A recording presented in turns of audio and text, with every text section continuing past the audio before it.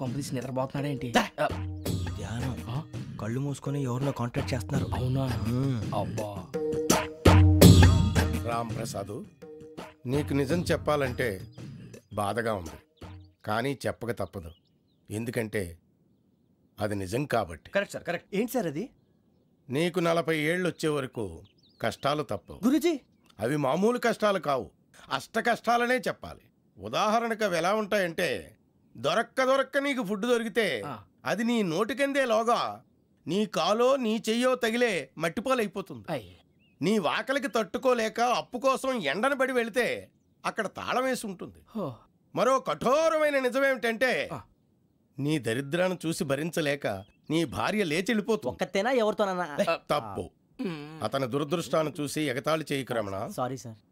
ఇదయ్యా రాంప్రసాద్, నువ్వు ఈ 40 ఏళ్ళు ఈ నరకాన్ని అనుభవించక తప్పదు. 40 ఏళ్ళ తర్వాత అలవాటైపోతుంది. ఇక నువ్వు వెళ్ళొచ్చు. ఏమో వెంకటేశ్వరరావు, కులాసైనా రమ్మన్నారట. నీకు శుభవార్త చెబుదామని పిలిపించాను. ఏంటి గురూజీ? నీకు శుక్రమహాదశ ప్రారంభం అవబోతుంది. అంటే శనిగా సెట్ అయిపోయినట్టేనా? ఆల్మోస్ట్ అయిపోయినట్టే. మీరంతా టోపీలు పెట్టుకునే ఉద్యోగాలు కూడా చేసుకుంటారు. ఇప్పటిదాకా మేమందరికీ టోపీలు పెట్టాం గానీ మాకు మేమే టోపీలు పెట్టుకుంటాం ఎప్పుడు అనుకోలేదు గురూజీ. అదే విధి. మరి ఇప్పుడు బిల్ల బంటోతు నుంచి బీట్ కానిస్టేబుల్ వరకు అందరికి నెత్తిమి టోపీలు ఉంటాయి. అందులో ఏ ఉద్యోగమో? ఎస్ఐ గారు కూడా టోపీ పెట్టుకుంటారు తెలదా? ఏది మన చదివే చదువులకు ఎస్ఐ ఉద్యోగాలు ఇస్తారేంటి? గ్రహాలు శాసిస్తున్నప్పుడు చదువులతో పని లేదు. ఏబిసిడీలు చదివినా చాలు మీ జీవితాలు విచిత్రమైన మలుపులు తిరుగుతాయి. మీకు విపరీతమైన ఫాలోయింగ్ వచ్చేస్తుంది. మీరు చాలా ఫేమస్ అయిపోతారు. వింటానికి చాలా బాగుంది. ఇప్పుడు మమ్మల్ని ఏం చేయమంటారు గురూజీ? ఏమీ చెయ్యదు, వెయిట్ చేయండి. కాలం కలిసి వస్తే అదృష్టమే మిమ్మల్ని గేలం వేసి పట్టుకుంటుంది. అంతవరకు వెయిట్ చేయండి. వెయిట్ చేసి కొంచెం వెయిట్ కూడా పెరిగింది. అయినా పర్వాలేదు, వెయిట్ చేస్తాం. అందాక ఏ అప్పు సపోర్ట్ చేసుకుని తాగుతాం అన్నట్టు. అప్పు అంటే గుర్తొచ్చింది. అప్పు మీద మీ అభిప్రాయం ఏంటి గురూజీ?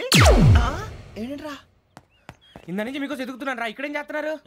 మన టైం బాగుందిరా. ఎవడన్నా అప్పిస్తున్నాడా ఏంటి? కాదురా, ఉద్యోగాలు ఇస్తారమ్మన్నాడు గురూజీ. చూసారా, చౌదరిగా చెప్పింది నిజమే. మరి శుక్రమహాదేశ్ మొదలైంది. ఇంతకీ ఎవరా మహానుభావుడు? నమస్కారం. నమస్తే. అయినా నేను చెప్పింది. ఆహా, సాక్షాత్ ఎంప్లాయ్మెంట్ ఎక్స్చేంజ్ నడుచుకుంటూ వస్తున్నట్టు ఉంది. పదండి పట్టేద్దాం. నమస్కారం సార్. నమస్తే. వీలే సార్ మా ఫ్రెండ్స్. నమస్తే. నేను చెప్పానుగా భగవాన్ గారు. ఆహా, పేర్లోనే దేవుడు ఉన్నాడు. లోపల కూడా పాజిటివ్ థింకింగ్ ఎక్కువ. ఇంతకీ మీరు ఇండియానా చైనీసా? India sir. మా ఫేస్ చూస్తారు అనిపించలేదు మీకు? భలే కామెడీ ఫీల్ అలా ఉన్నాడు. నేను అడిగేది ఇండియన్ రెస్టారెంటా చైనీస్ రెస్టారెంటా అని. నేనేది ఓపెన్ గా డిస్కస్ చేయను కదా. పేరు చూసి స్కూల్లో డిస్కషన్ పెడతాడు అనుకుంటే వీటేంట్రా హోటల్ అంటున్నాడు. బాబు ఎట్ ఫీల్ అవుతున్నాడు? అంతా మీ ఇష్టం అంటున్నాడు సార్. ఫస్ట్ చైనీస్ రెస్టారెంట్ కి వెళ్దాం. నెక్స్ట్ అక్కడ డిసైడ్ చేద్దాం. చాలా ఇబ్బంది పడుతున్నట్టున్నారు. నువ్వు చేత్తో తినే బాబు. నేను జనరల్ గా చైనీసే ప్రిఫర్ చేస్తాను. ఫ్యాట్ కంటెంట్ తక్కువ ఉంటది కదా. రేపు నుంచి మేము కూడా ఇదే ఫాలో అవుతాం.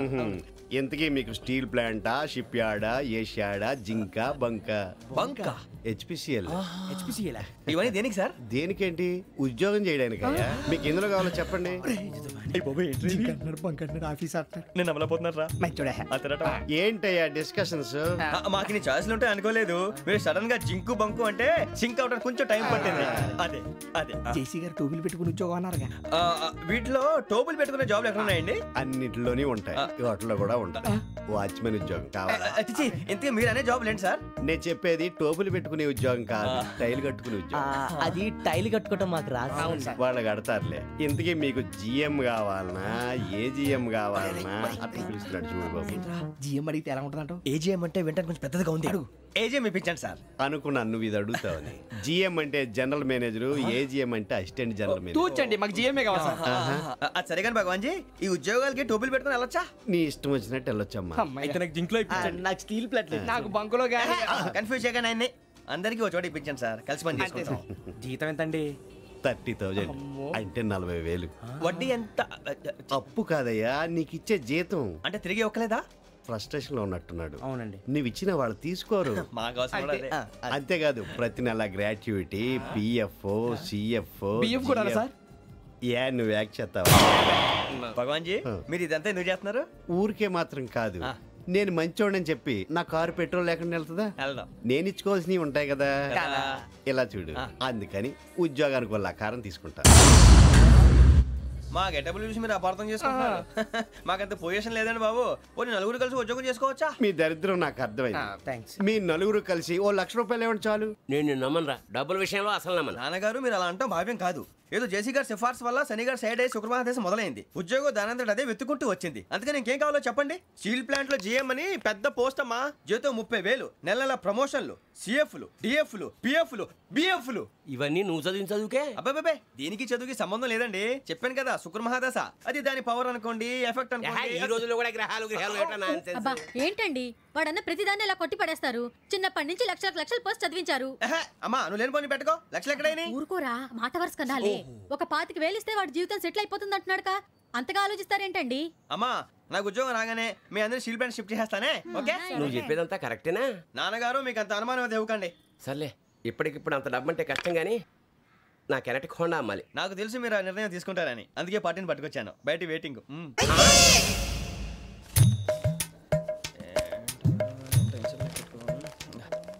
ఇవ్వండి.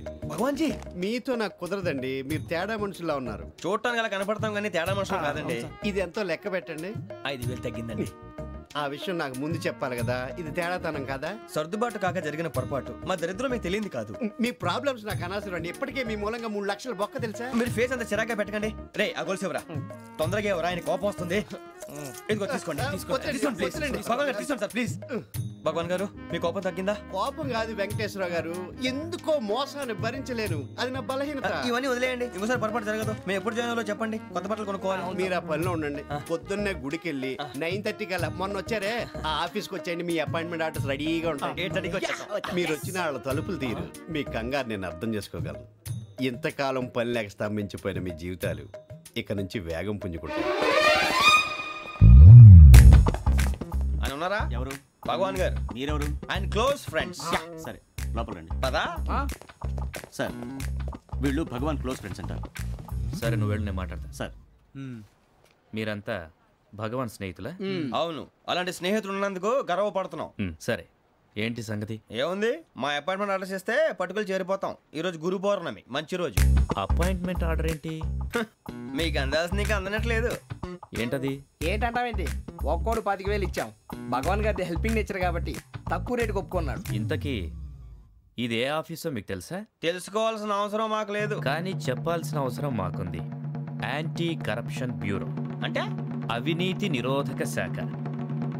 లంచం తీసుకోవటమే కాదు, ఇవ్వటం కూడా నేరం.